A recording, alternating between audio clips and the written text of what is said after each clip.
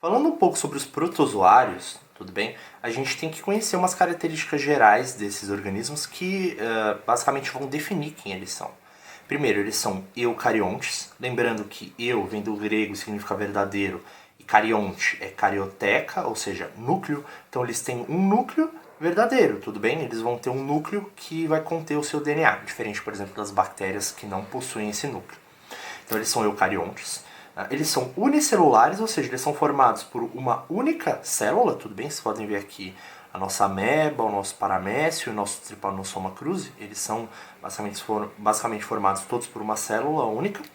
Apesar disso, alguns protozoários podem viver de forma individual, mas eles também podem viver na forma de colônia, ou seja, apesar de serem individuais, eles podem viver todos juntinhos, um colaborando com o outro, de alguma forma. E eles são heterótrofos, tudo bem? Lembrando, trófos vem de alimentação, hétero significa diferente. Então eles se alimentam do diferente, ou seja, de outros organismos.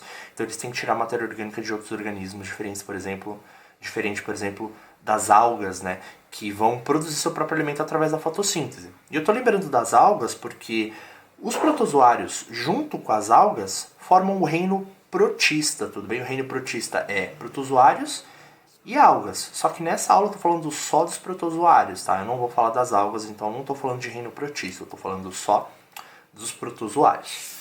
E, como a gente já falou, esses protozoários eles são unicelulares, né? Eles são formados por uma única célula. E isso é importante da gente notar na hora que a gente for falar da complexidade dessa célula. Porque, diferente da gente, por exemplo, o ser humano, que somos formados por várias células, cada célula nossa tem uma função específica. A célula do fígado tem uma função, a célula do sistema nervoso tem outra função, a célula da epiderme tem outra função. Então, cada célula do corpo é especializada em algo.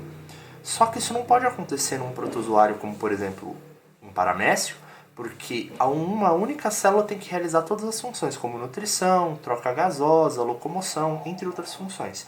Então, ela não é especializada numa única função. Isso torna essas células dos protozoários muito complexa, tudo bem? Porque ela tem que realizar várias funções.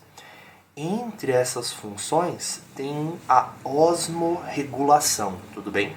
A osmorregulação é a regulação da osmose, tudo bem? Talvez você não lembre da osmose direito, então vamos relembrar ela rapidinho, tudo bem? A osmose ela é basicamente um tipo de transporte, tá? E ela é um transporte passivo, e esse transporte é o transporte de água. Quando a gente fala de transporte, a gente está falando basicamente de transporte dentro da célula ou entre a célula e o meio, por exemplo. A água pode sair e entrar da célula, né? Podem também entrar e sair solutos, tudo bem? Só que a osmose é esse transporte de água especificamente, tá? A osmose é sempre transporte de água. E o transporte passivo é um transporte no qual não há gasto de energia. Basicamente porque ele acontece naturalmente. Então a célula não precisa se esforçar para que ele ocorra. Naturalmente a água vai passar para dentro da célula ou para fora dela, dependendo da situação. O que a gente tem que saber sobre a osmose? A gente tem que saber o sentido. A água vai entrar ou sair da célula? Depende. Na osmose, a água sempre vai passar do meio hipotônico para o hipertônico. E você pode estar pensando, tá, mas o que é hipertônico e o que é hipotônico? A gente tem que sempre entender o que as palavras querem dizer, tudo bem? Hipo significa pouco ou baixo, hiper significa muito. Então, esses daqui são termos comparativos, eles comparam a concentração de soluções. Por exemplo, eu tenho aqui um copo com água A e um copo B, tudo bem?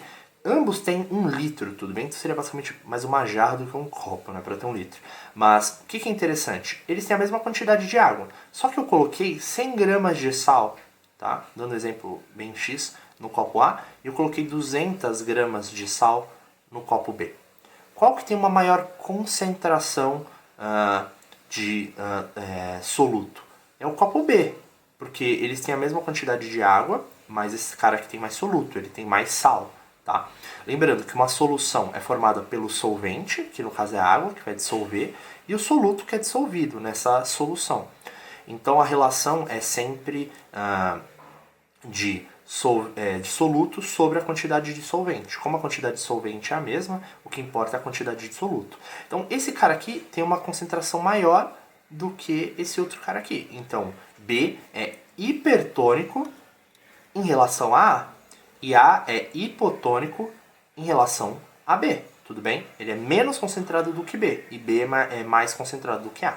Sempre lembrando que é um termo comparativo. Então, se eu fosse comparar B com um terceiro pote C, que tivesse 500 gramas de sal, C seria hipertônico em relação a B, né? E B seria hipotônico nessa situação. Muito bem, definido isso, a gente tem que ter noção que na natureza as coisas normalmente tendem a um equilíbrio.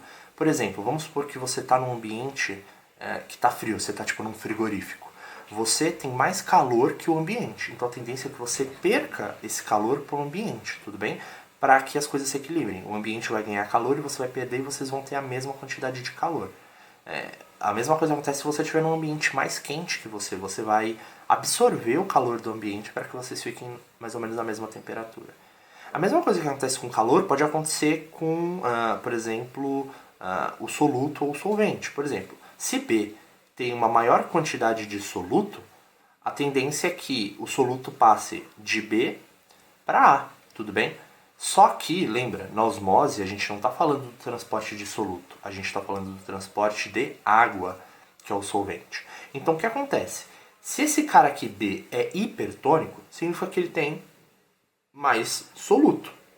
Isso significa que, de certa forma, ele tem menos água disponível. A água, né, 1 litro de água, vai estar agindo na dissolução do soluto, tudo bem? Como esse cara tem mais soluto do que esse outro cara aqui, como B tem mais soluto do que A, é como se esse cara tivesse menos água disponível, porque ele tem que usar mais água nessa dissolução. Enquanto esse cara aqui, como ele tem menos soluto, ele tem mais água disponível, tudo bem? Então, como na osmose o transporte é de água, tudo bem? O transporte é de água, vai passar de quem tem mais água disponível para quem tem menos água disponível. Então, na osmose, você vai ter a passagem de A para B, tudo bem? Ou seja, do hipotônico para o hipertônico. Pode parecer contraintuitivo, porque o hipotônico ele tem menos soluto, né, do que o hipertônico. Mas você tem que lembrar que nessa situação o transporte não é de soluto, e sim de solvente. Por isso que o transporte de água vai rolar sempre de A para B, tudo bem? Ou seja, sempre do hipotônico para o hipertônico. Aí você fala, ok, Luiz, entendi. Agora, por que isso é importante quando a gente fala de um protozoário? O protozoário, ele normalmente vai estar em algum ambiente, vamos supor que esse paramécio aqui esteja na água. E a água, ela é hipotônica em relação ao paramécio. O paramécio é hipertônico. Sendo o paramécio hipertônico em relação ao meio, e a gente vai lembrar que o transporte é sempre do hipotônico para o hipertônico, se o paramécio é hipertônico, significa que a água vai fazer o quê? Vai entrar no paramécio, tudo bem? Então, está rolando uma osmose na qual o paramécio está absorvendo essa água, beleza? Então, o que acontece? Conforme a água for entrando no paramécio, o volume celular dele, ou seja, o tamanho dele vai aumentando. Ele vai inchando até o ponto que ele pode simplesmente, basicamente, explodir. E ele não quer isso, né? Então o que ele vai fazer? Ele tem uma estrutura chamada vacúolo pulsátil, tudo bem? Que eu destaquei aqui em verde escuro. Esse vacúolo, né, como o nome indica, ele é como se tivesse uma espécie de vácuo, ele tem um espaço dentro dele, e ele pulsa, tudo bem, ou se contrai, para ele ser chamado de pulsátil ou contrátil. Conforme ele pulsa ou se contrai, ele vai expulsando a água do paramécio, tudo bem?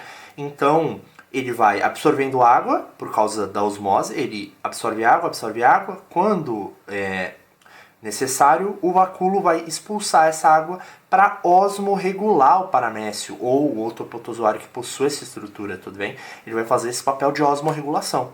Tem um gráfico que pode mostrar bem isso. Aqui eu tenho o volume celular, né? Ou seja, o tamanho da célula, e aqui eu tenho o tempo. Então, conforme o tempo vai passando, o tamanho da célula aumenta por causa da osmose. E aqui eu tenho o tamanho da célula diminuindo. O que é isso? É a pulsação do vacúolo, tudo bem? E aí o volume volta a aumentar, o vacúolo age, o volume volta a aumentar, o vacúolo age. E assim vai ocorrer ao longo do tempo, tudo bem? Então, esse gráfico aqui já apareceu em algumas questões, é sempre bom estar atento no que ele está mostrando. Esse gráfico aqui está apontando tempo e volume celular, tudo bem? Ou seja, está mostrando a osmorregulação do vacúolo pulsátil ou contrátil. Tudo bem? Agora, falando um pouco da reprodução desses organismos, ela pode ser assexuada, né? Ou seja, ela vai acontecer sem interação com outro organismo. Ela pode acontecer por bipartição, que é bem simples, né? Você tem ali um indivíduo que vai dar origem a outros dois, né? Basicamente uma clonagem, uma duplicação. Ou você pode ter a formação de cistos, tudo bem? O que são cistos? São estruturas de resistência, tudo bem? Então, o protozoário, se ele está num ambiente inadequado para ele, inóspito, que não tem uma temperatura bacana, que não tem uma salinidade bacana, um pH bacana, ele pode formar esse cisto, que é uma estrutura de resistência, que vai basicamente ficar inativo nesse ambiente inadequado. Até que esse ambiente volte a ser adequado ou até que o cisto caia num ambiente mais adequado, ele vai ser reativado e assim o protozoário vai poder voltar às suas atividades normalmente, tudo bem? Então, cistos são estruturas de resistência, né, que vão aparecer em situações, digamos assim, não favoráveis àquele protozoário. E você tem uma reprodução sexuada que é a conjugação, que é a troca de material genético, tudo bem? Então aqui, de novo, o exemplo do paramécio, né? Você vai ter o macronúcleo de material genético, só que você também vai ter os micronúcleos, que eu representei aqui em cada paramécio de cor diferente, para a gente conseguir diferenciar. Esses micronúcleos, eles vão ser duplicados, tudo bem? Então, no caso aqui, cada um vai ter 2. A princípio, eles vão ter cada um, só que eles vão duplicar esse micronúcleo e vão trocar entre si. Então, esse azulzinho vai dar um azul para o outro e vai receber um vermelho, então eles vão trocar esse material genético, posteriormente eles vão se duplicar. Então, você vai ter aí essa reprodução sexuada por conjugação, certo? E falando rapidamente da classificação desses organismos, é bem simples. Os protozoários são classificados com base na sua forma de locomoção. Então, dependendo de como eles fazem para se locomover, para se mover, a gente vai colocar ele em um dos 4 grupos, tudo bem? O primeiro grupo é o grupo dos risópodes ou dos sarcodíneos, tudo bem? Esses caras se locomovem através de pseudópodes, tudo bem? Pseudo é falso e pod é pé. Então, eles têm uns pés falsos, tá? Como, por exemplo, a entamoeba histolítica, que é o nome científico da ameba, tudo bem? O que a ameba vai fazer? Ela vai ter uma forma bem definida, tudo bem? E ela vai, como eu posso dizer, esticar a membrana plasmática dela, fixar ela num ponto e se arrastar até esse ponto. E ela vai fazendo isso, vai criando esses pezinhos, tudo bem? Que ela vai usando para se mover ao longo do substrato, tudo bem? Então ela vai ter esses pés falsos, tudo bem? Então ela está dentro desse grupo aqui que usa os pseudópodes para se mover. O outro grupo é o grupo dos flagelados ou dos mastigóforos, tudo bem? O nome é bem intuitivo, né? Eles são flagelados, então eles usam para se locomover o flagelo, tudo bem? O flagelo que é essa estruturazinha aqui, que parece uma cauda, um chicote, que é a mesma estrutura que a gente vai ver em células como, por exemplo, o espermatozoide, né?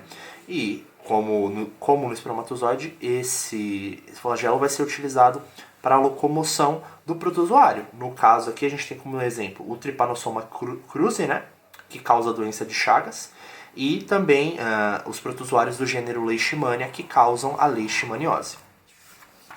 E os últimos 2 grupos, os ciliados, tudo bem, que vão se locomover com cílios, que são essas pequenas estruturas aqui que realmente parecem cílios, né, em volta do olho. Então, esses cílios vão ser utilizados para a locomoção, mesma forma, o batimento deles vai promover a locomoção na água, tudo bem? E, por fim, os esporozoários, tudo bem? Eles não têm estrutura de locomoção, eles não vão ter nem pseudópode, nem cílio, nem flagelo, mas eles vão formar esporos, tudo bem? E eles vão se locomover meio que à deriva, vão ser levados pela água, pelo vento, tá? O exemplo é o Plasmodium, que é o causador da malária, né, o gênero do protozoário causador da malária, e também o gênero Toxoplasma, que é o gênero do protozoário causador da toxoplasmose, tudo bem? Então são esses 4 grupos, os grupos de protozoários. Para esse vídeo é basicamente isso.